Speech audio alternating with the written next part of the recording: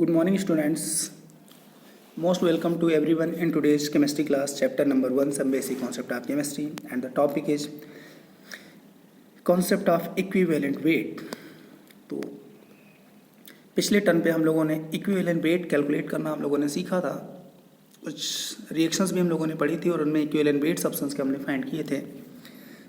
उसी सीरीज में उसी क्रम में आज हम लोग equivalent weight for the case of disproportionation reaction में हम लोग स्टडी करेंगे।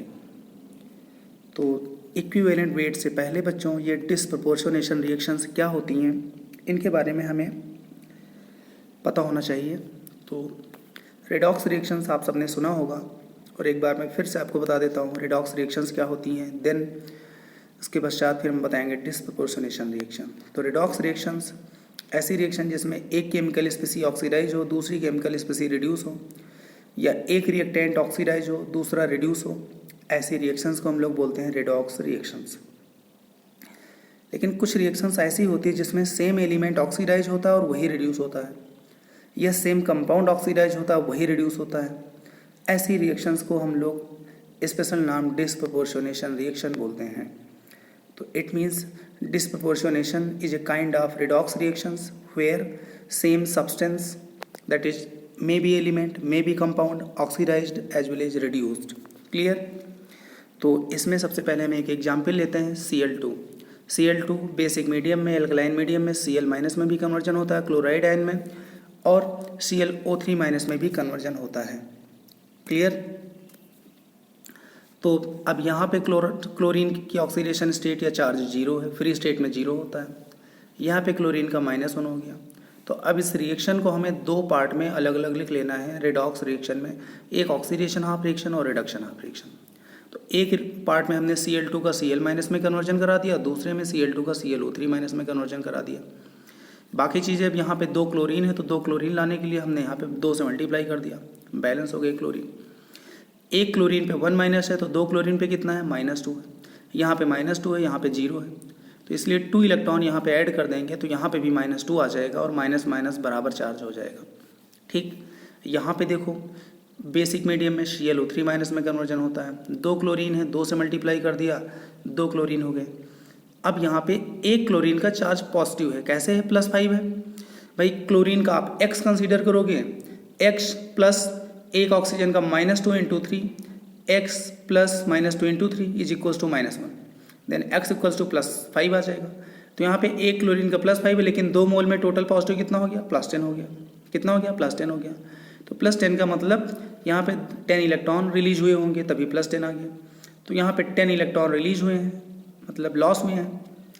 यहाँ पे 2 इलेक्ट्रॉन गेन हुए हैं। अब 2 इलेक्ट्रॉन गेन हुए हैं, इधर 10 इलेक्ट्रॉन, इधर 2 इलेक्ट्रॉन है। अगर इसको 5 से पूरी रिएक्शन को मल्टीप्लाई कर दें तो यहाँ पे 10 इलेक्ट्रॉन हो जाएंगे और उसके बाद दोनों को हम ऐड कर लेंगे। इलेक्ट्रॉन इलेक्ट्रॉन दोनों साइड इक्वल हैं, कैंसिल हो जाएंगे। तो इस पार्ट को हम 5 से मल्टीप्लाई करके फिर दोनों रिएक्शन को हम ऐड कर लेते हैं। तो ऐड करने से 10 इलेक्ट्रॉन से 10 इलेक्ट्रॉन कैंसिल हो जाते हैं। यहाँ पे 6Cl2 OH- के प्रेजेंस में 10Cl- 2 ClO3- में कन्वर्जन हो गया। अब यहाँ पे बच्चों देखो 6 मोल Cl2 है और 6 मोल Cl2 10 मोल इलेक्ट्रॉन गेन कर रहा है और लॉस भी कर रहा है। तो 6 मोल Cl2 10 मोल इलेक्ट्रॉन गेन या लॉस कर रहा है, तो 1 मोल Cl2 कितना गेन या लॉस करेगा, 10/6, दैट इज 5/3। तो इन फैक्टर क्लोरीन का यहाँ पे 5/3 हो गया। इक्विवेलेंट वेट ऑफ Cl2, इसका molecular weight that is 71/5/3, that is 3 × molecular weight upon 5। तो इस तरह हम लोग क्लोरीन का इक्विवेलेंट वेट इस रिएक्शन में हम लोग फाइंड कर लेते हैं, लेकिन तब तक नहीं फाइंड कर पाएंगे जब तक हमारे पास इन फैक्टर नहीं फाइंड होगा। क्लियर? सेकेंड जो रिएक्शन हमारी है H3PO2, H3PO2 कन्वर्ट हो रहा है PH3 में और H3PO4 में। ठीक, अब इसमें भी H3PO2 और PH3 और H3PO4 में एक बार H3PO2 PH3 में कन्वर्ट होगा और एक बार H3PO2 PH3PO4 में कन्वर्जन होगा। दो तरह से हमें इसको दो पार्ट में रिएक्शन लिखना है। दो पार्ट में रिएक्शन हमने लिख लिया। रिएक्शन लिखने के बाद यहाँ पे ऑक्सीजन की फास्फोरस की ऑक्सीडेशन स्टेट +1 आ गई, जो हमने आपको बता दिया कैलकुलेशन के मेथड। उसी मेथड से यहाँ पे फाइंड करोगे -3 हो जाएगी। ठीक, क्योंकि एक हाइड्रोजन की +1 है तो 3 हाइड्रोजन है, +3 है तो इस पर चार्ज -3 हो जाएगी। यहाँ पे ऑलरेडी +1 है, यहाँ पे फास्फोरस का +5 आ जाएगा। ठीक, तो +1 से -3 रिडक्शन हो रहा है और +1 से +5 ऑक्सीडेशन हो रहा है। फास्फोरस का ही ऑक्सीडेशन हो रहा है और फास्फोरस का ही रिडक्शन हो रहा है। या H3PO2 का ऑक्सीडेशन हो रहा है और H3PO2 का ही रिडक्शन हो रहा है, तो इसलिए ये भी एक टाइप की क्या है, डिस्प्रोपोर्शनेशन रिएक्शन है। अब आप ये बताओ, यहाँ पे फास्फोरस दोनों साइड बैलेंस है तो हमें कुछ करना नहीं है। अब 1 मोल में यहाँ पे +1 चार्ज है, 1 मोल में -3 चार्ज है फास्फोरस पे। इधर भी -3 बनाने के लिए हमें करना क्या पड़ेगा, 4 इलेक्ट्रॉन यहाँ पे ऐड कर देंगे। 4 इलेक्ट्रॉन ऐड करने से 4 माइनस चार्ज आ जाएगा, 4 माइनस से 1 प्लस सब्ट्रैक्ट हो जाएगा, -3 यहाँ पे बचेगा और यहाँ पे भी -3 है, यहाँ पे +1 है, यहाँ पे +5 है। अगर 4 इलेक्ट्रॉन यहाँ पे ऐड कर दो तो +5 - 4 दैट इज +1 यहाँ पे हो गया। अब दोनों में इलेक्ट्रॉन सेम है इसलिए कुछ करना नहीं है, बस हमें ऐड कर लेना है। ऐड करने से 2 मोल H3PO2 हो जाएगा, 1 मोल PH3, 1 मोल H3PO4, इलेक्ट्रॉन से इलेक्ट्रॉन कैंसिल हो जाएंगे। अब यहाँ पे 2 मोल H3PO2 4 मोल इलेक्ट्रॉन गेन और लॉस कर रहा है, गेन या लॉस हम लिखेंगे, गेन या लॉस। तो 1 मोल कितना गेन या लॉस करेगा, 2 mole, hence n factor of H3PO2 will be 2, hence its equivalent weight will be molecular weight upon 2। तो ये बच्चों हो गया कुछ इक्विवेलेंट वेट हमने फाइंड करना सिखा दिया कुछ डिस्प्रोपोर्शनेशन रिएक्शन में। अब इसके बाद एक प्रोसेस होती है, एक एक्सपेरिमेंट होता है केमिस्ट्री लैब में, उसको हम लोग बोलते हैं टाइट्रेशन, वॉल्यूमेट्रिक टाइट्रेशन। अब वॉल्यूमेट्रिक टाइट्रेशन का मतलब क्या होता है, पहले आप ये समझ लो, फिर हम ये नोट आपको नोट करा देंगे। वॉल्यूमेट्रिक टाइट्रेशन में ये एक टाइप की रिडॉक्स रिएक्शन है। इस रिडॉक्स रिएक्शन में एक हमारे पास सोल्यूशन होता है जिसकी कंसंट्रेशन नोन होती है और एक सोल्यूशन होता है जिसकी कंसंट्रेशन अननोन होती है। तो अननोन सोल्यूशन की कंसंट्रेशन नोन सोल्यूशन की हेल्प से हम फाइंड करते हैं और इस प्रोसेस को हम लोग नाम देते हैं वॉल्यूमेट्रिक टाइट्रेशन। क्लियर? यहाँ पे कुछ इंपॉर्टेंट टर्म आते हैं, वो क्या होते हैं उनको आप देख लो, फिर ये टाइट्रेशन कैसे करते हैं वो हम आपको बता देते हैं। Titration is an experiment that is done to estimate the unknown concentration of a substance by known concentration solution. ठीक, अननोन कंसंट्रेशन नोन कंसंट्रेशन से फाइंड करते हैं। कैसे फाइंड करते हैं? When substances react to completion, the end point of the titration is noted by using an indicator. जब हम titration करते हैं तो एक सब्सटेंस में दूसरा सब्सटेंस मिलाते हैं, तो जब रिएक्शन कंप्लीट होती है तो वहाँ पे इंडिकेटर का हम यूज करते हैं। वो इंडिकेटर कलर चेंज करता है और हमें पता लग जाता है कि रिएक्शन एंड हो गई, रिएक्शन कंप्लीट हो गई। Indicators are organic compounds that show colour change at the end point of a titration. Indicators कुछ और होते नहीं है, ऑर्गेनिक कंपाउंड होते हैं जो कि अपना कलर चेंज कर देते हैं कब, end point of the titration या end point of the reaction या during completion of the reaction या whenever milliequivalent of one substance will be equals to milliequivalent of another substance. ठीक, तो ये चीज़ें हैं। अब देखो यहाँ पे बच्चों एक छोटा सा डायग्राम बना हुआ है टाइट्रेशन के लिए। ये यहाँ पे एक कोनिकल फ्लास्क है ग्लास का। इस कोनिकल फ्लास्क को हम लोग इस एक्सपेरिमेंट के टाइम इसको कोनिकल फ्लास्क नहीं बोलते हैं, इसको हम लोग बोलते हैं टाइट्रेशन फ्लास्क। टाइट्रेशन फ्लास्क में हम एक सोल्यूशन पीपेट से फिल कर लेते हैं, 20 या 25 ml पीपेट से सक कर लेते हैं। ठीक, उस सोल्यूशन को हम लोग बोलते हैं टाइट्रेट और इसकी कंसंट्रेशन जो होती है बच्चों नोन होती है, ये नोन कंसंट्रेशन होती है इसकी। तो हम यहाँ पे लिख देते हैं KNOWN, नोन कंसंट्रेशन। इसकी कंसंट्रेशन बच्चों नोन होती है। ठीक, और इस सोल्यूशन को अब यहाँ पे टाइट्रेट बोलते हैं। क्या बोलते हैं? टाइट्रेट। और इसमें एक इंडिकेटर भी मिला देते हैं जो इसमें सुरक्षित पड़ा होता है।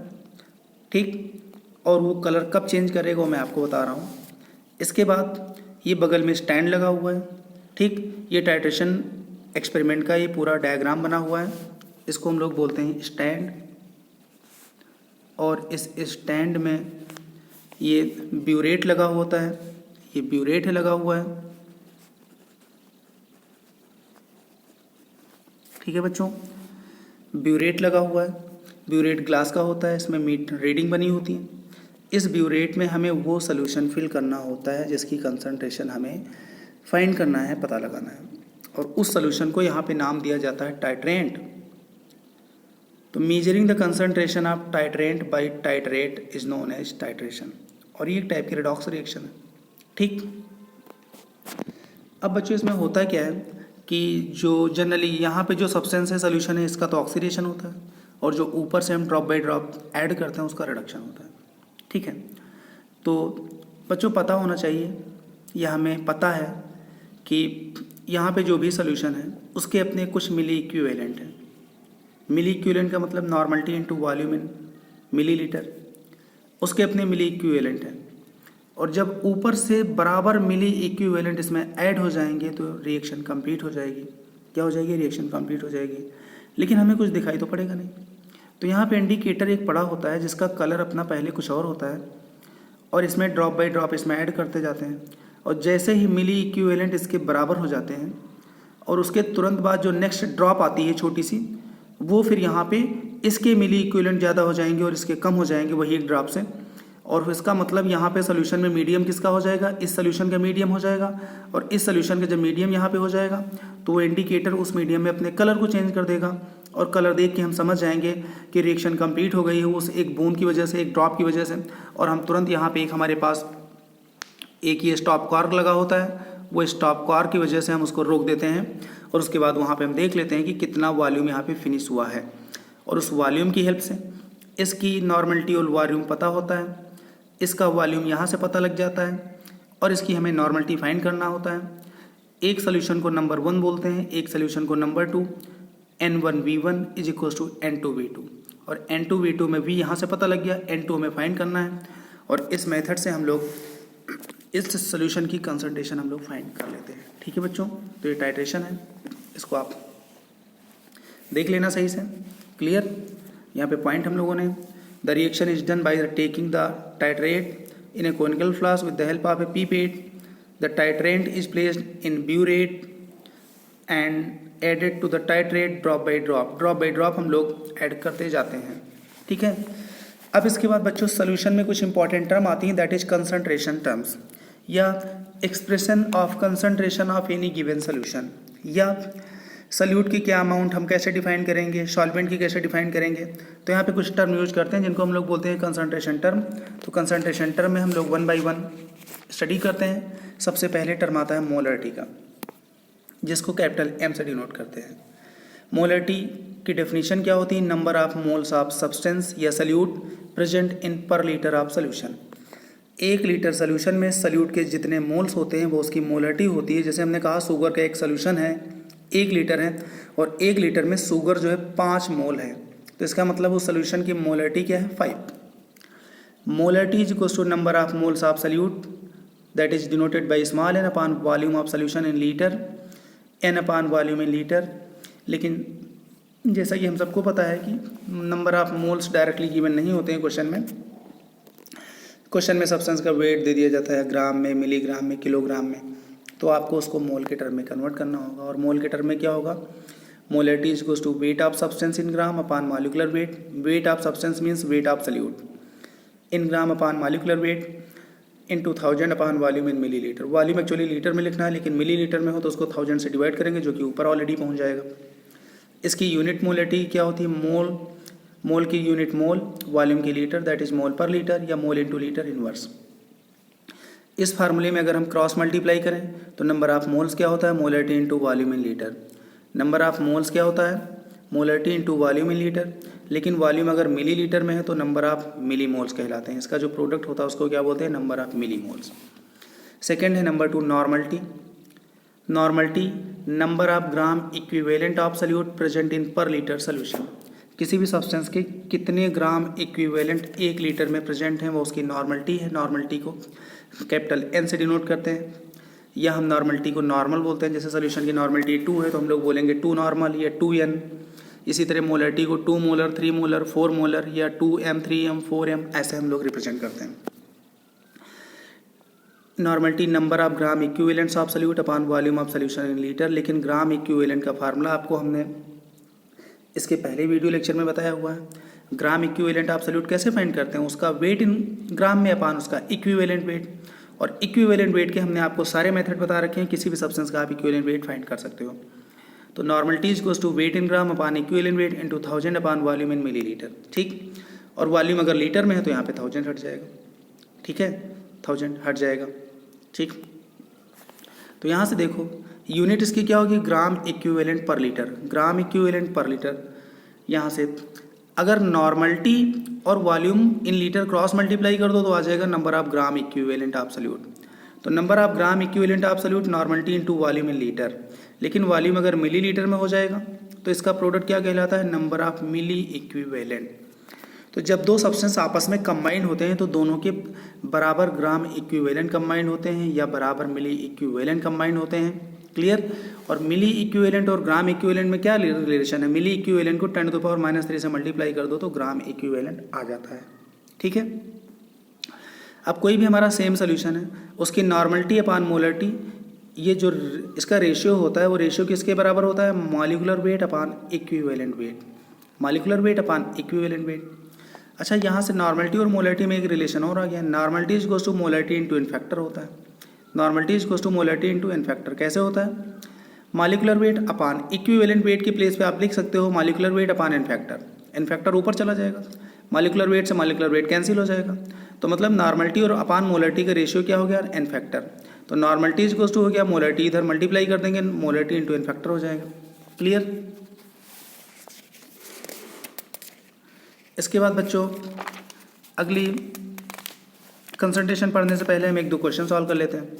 जैसे हमारे पास 1.5 m H2SO4 सोल्यूशन है, फाइंड नॉर्मलिटी। तो 1.5 m मीन्स क्या है? 1.5 m मीन्स होता है 1.5 मोलर, दैट इज मोलरिटी। ठीक, नॉर्मलिटी फाइंड करना है। नॉर्मलिटी इसको 2 भी बताया था, molarity into n factor. Molarity 1.5 है, एन फैक्टर क्या है इसका? 3 है, 4.5।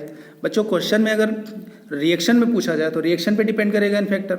रिएक्शन ना दिया जाए तो उसका जो मैक्सिमम एन फैक्टर 3 होता है आपको वो लेना है। बाकी आपको मैंने ऑलरेडी बता रखा है कि H3PO4 का एन फैक्टर 1, 2, 3 तीनों हो सकते हैं। वो रिएक्शन में विदाउट रिएक्शन आपको 3 लेना है। Normality is equals to molarity into n factor, ये फार्मूला होता है। नॉर्मलिटी क्या होता है? Gram equivalent upon volume in litre. Molarity moles upon volume in litre into n factor. Volume दोनों सेम है, तो gram equivalent is equals to, एक फार्मूला और होता है, number of gram equivalent n factor into number of moles, या number of moles into n factor. Number of gram equivalent, number of moles into n factor, number of milli equivalents, number of milli moles into n factor हो जाएगा, number of milli moles into n factor. तो आप जिस भी term में आपको मिली equivalent या gram equivalent आपको यूज़ करना हो उस टर्म में आप यूज़ कर सकते हो, इसमें कोई दिक्कत नहीं है। कभी कभी मोल्स दिए जाते हैं तो एन फैक्टर यूज कर सकते हो, वॉल्यूम दिया जाता है तो नॉर्मलिटी और वॉल्यूम का रिलेशन यूज कर सकते हो, सॉलिड अगर दिया गया है तो उसका वेट अपान उसका इक्विवेलेंट वेट, तो इस टर्म में आप मिली इक्विवेलेंट फाइंड कर सकते हो। ठीक है। अगली जो कंसंट्रेशन टर्म है वो मोलेलिटी है। मोलेलिटी को बच्चों हम स्मॉल m से डिनोट करते हैं क्वेश्चंस में। मोलेलिटी का मतलब क्या होता है? सल्यूट के number of moles 1 kilogram solvent में, number of moles of solute present in 1 kilogram solvent, या it is defined as number of moles of solute present in 1 kilogram solvent. जैसे हमारे पास 5 किलोग्राम पानी है और 5 किलोग्राम जल में हमने 5 मोल शुगर डाल दिए, तो उसकी मोलेलिटी क्या होगी? 1। भाई 5 किलोग्राम में 5 मोल्स हैं तो 1 किलोग्राम में कितने होंगे? 1 होंगे। ठीक, तो इस तरह ये मोलेलिटी हो गई।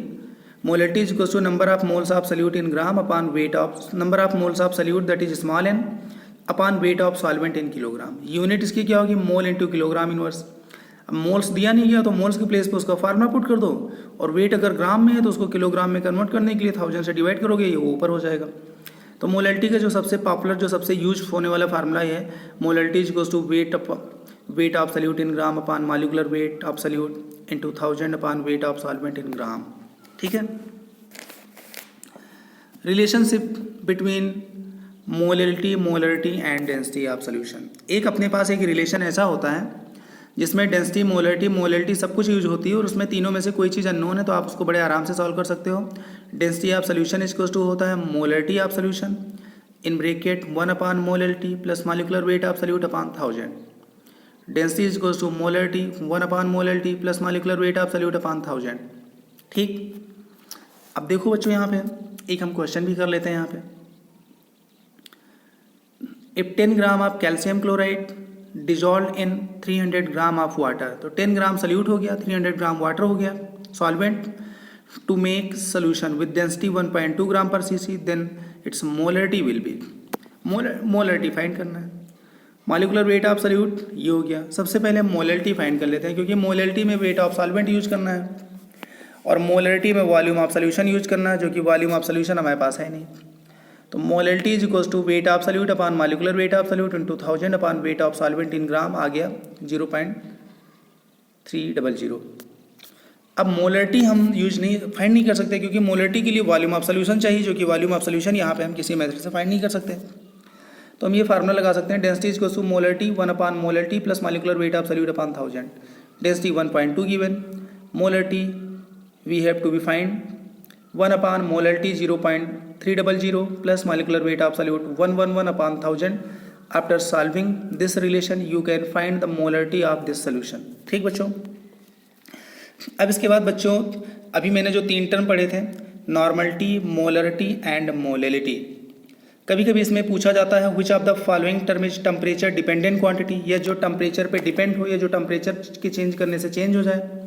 तो बच्चों एक्चुअली टेम्परेचर से वॉल्यूम चेंज होता है. अब जिसमें वॉल्यूम टर्म है वो क्वांटिटी चेंज होगी. तो नॉर्मलिटी भी ग्राम इक्विवेलेंट अपॉन वॉल्यूम है, मोलरिटी भी gram number of moles upon volume है. और टेम्परेचर चेंज करने से, टेम्परेचर बढ़ाने से वॉल्यूम बढ़ता है, टेम्परेचर कम करने से वॉल्यूम कम होता है. ठीक, तो दोनों में वॉल्यूम है. तो नॉर्मलिटी और मोलरिटी टेम्परेचर डिपेंडेंट है. मोलेलिटी में upon weight of solvent in kilogram है, वेट ऑफ सॉल्वेंट चेंज नहीं होता है टेम्परेचर चेंज करने से. तो मोलेलिटी टेम्परेचर इंडिपेंडेंट क्वांटिटी है. क्लियर? तो यह बात आपको याद रखना है. Out of normality, molarity and molality, the molality is temperature independent quantity since it is number of moles upon weight of solvent in kilogram, and weight of solvent does not depend on temperature, therefore molality will be same, but normality and molarity will change. Clear? अब इसके बाद आगे बच्चों कुछ और भी term है यहाँ पे, जैसे यहाँ पे कुछ फ्रैक्शंस हैं, जैसे मास फ्रैक्शंस हो गया, वॉल्यूम फ्रैक्शंस हो गया और मोल फ्रैक्शन हो गया. मास फ्रैक्शंस को हम small w by capital W या वेट बाई वेट कह सकते हैं. वॉल्यूम फ्रैक्शन को वॉल्यूम बाई वॉल्यूम या small v upon capital V बोल सकते हैं. ठीक, वेट बाई वेट का मतलब क्या हुआ, जैसे एक सोल्यूशन दे दिया जाए और कहा जाए भैया ये सोल्यूशन जो है x% वेट बाई वेट है. तो x% वेट बाई वेट का मतलब ये हुआ कि x gram solute present in 100 gram solution. उसी को बोल दिया जाए भाई x% वॉल्यूम बाई वॉल्यूम है. इसका मतलब आप ये बोलोगे कि x ml solute present in 100 ml solution. तो ये फ्रैक्शन का मतलब होता है. एक वेट बाई वॉल्यूम भी होता है फ्रैक्शन, ठीक है, वो हम आगे आपको बता देंगे. एक वेट बाई वॉल्यूम फ्रैक्शन होता है. वेट बाई वॉल्यूम का मतलब क्या होता है, सपोज करो एक सोल्यूशन हमारा x% वेट बाई वॉल्यूम है, it means x gram solute present in 100 ml solution. ठीक, तो इनका तीनों का मतलब ये होता है. बाकी weight by wait means weight of solute upon weight of solution. Volume by volume means volume of solute upon volume of solution. Mole fraction means number of moles of a particular component upon total number of moles present in solution. ये mole fraction होता है किसी भी component का. और यहाँ पे एक रूल है, sum of mole fractions of each component is equals to 1. किसी भी सोल्यूशन में जितने भी कंपोनेंट हैं सबके मोल फ्रैक्शन का सम 1 होता है, सबके वॉल्यूम फ्रैक्शन का सम भी 1 होता है और सबके मास फ्रैक्शन का सम भी बच्चों 1 होता है. अब इसमें एक क्वेश्चन हम तुरंत कर लेते हैं. एक हमारे पास ये क्वेश्चन है, ठीक है. क्वेश्चन में ये कहा गया है if mole fraction of ZnCl2 in water is 0.3 then the molality of solution will be. Mole fraction of solute का बता दिया गया और मोलेलिटी ऑफ सोल्यूशन फाइंड कराया गया. वैसे एक अपने पास एक शॉर्ट में रिलेशन होता है, molality is equals to mole fraction of solute upon mole fraction of solvent into 1000 upon molecular weight of solvent. ठीक, अब यहाँ पे हमने मान लो हमने ये मोल फ्रैक्शन ऑफ ZnCl2 है. Mole fraction of ZnCl2 0.3 given है. अच्छा, मोल फ्रैक्शन ऑफ ZnCl2 हम निकालेंगे कैसे, moles of ZnCl2 upon moles of ZnCl2 plus moles of water. यही मैंने भी बताया था, किसी भी कंपोनेंट का मोल फ्रैक्शन उसके मोल अपॉन टोटल मोल. तो उसके mole number of mole of ZnCl2 upon number of mole of ZnCl2 plus number of mole of water. Clear? अच्छा, यहाँ पे number of mole of ZnCl2 number of mole of water के comparison में neglect माना है, कम माना है, तो इसका दोनों का सम जो है वो number of mole of water ही होगा. तो अगर इसके प्लेस पे number of mole of water लिख दिया जाए और उसके बाद नंबर ऑफ मोल्स का कंप्लीट फार्मूला लिख दिया जाए, तो number of mole of ZnCl2 क्या हो जाएगा, weight of ZnCl2 upon molecular weight of ZnCl2 into number of moles of water के लिए क्या होगा, molecular weight of water upon weight of water हो जाएगा. क्लियर? ये टर्म आ जाएगा. अब यहाँ पे इसी को एक बार हम लोगों ने फिर से लिख दिया है, ठीक है. Number of mole of ZnCl2 into weight of molecular weight of water upon weight of water, फिर से हम लोगों ने लिख दिया है। Mole fraction of ZnCl2 is equal to number of mole of ZnCl2 into molecular weight of water upon weight of water. ठीक, अब यहाँ पे वेट ऑफ वाटर ग्राम में ही होता है। ठीक, अब यहाँ पे हमने 1000 से ऊपर मल्टीप्लाई कर दिया, 1000 से नीचे डिवाइड कर दिया। क्लियर? तो जब ये काम कर दिया हमने, तो अब बच्चों एक्चुअली है क्या कि ये जो यहाँ से पूरा टर्म है, ये टर्म, ये पूरा मोलैलिटी होता है। क्या होता है? मोलैलिटी होता है। तो इसकी प्लेस पे हम लोगों ने लिख दिया molality into molecular weight of water 18 हो गया, अपॉन 1000 हो गया, ये हो गया मोल फ्रैक्शन ऑफ ZnCl2 हो गया। ठीक, अब यहाँ पे मोल फ्रैक्शन की वैल्यू पुट कर दो, मोलैलिटी आपको फाइंड करना है। मोल फ्रैक्शन की वैल्यू कितनी? 0.3 है, और इसकी वैल्यू पुट कर देने के बाद आपका 0.3 इंटू 1000/18 हो जाएगा, और इसको सॉल्व करने के बाद आपका आंसर आ जाएगा 16.6 मोलल। तो सोल्यूशन इसकी मोलैलिटी कितनी होगी? 16.6 मोलल या 16.6 स्मॉल m। ठीक, मोलैलिटी मीन्स स्मॉल m। तो ये बच्चों होगी अपनी कुछ कंसंट्रेशन टर्म। अभी और भी कुछ कंसंट्रेशन टर्म बची हुई हैं, लेकिन बच्चों उसको अपने हम नेक्स्ट वीडियो लेक्चर में पढ़ेंगे। तब तक आप इस वीडियो लेक्चर को एक बार देखो सही से, जहाँ पे जो भी डाउट है, जो समझ में ना आए, वो आप हमसे पूछो। और इस वीडियो लेक्चर को लाइक भी कर देना, सब्सक्राइब भी कर देना, और अपने फ्रेंड्स को शेयर भी कर देना, जिससे ज़्यादा से ज़्यादा लोगों को लाभ मिल सके। Thank you very good. आगे हम लोग नेक्स्ट वीडियो लेक्चर में पढ़ेंगे। Thank you very good.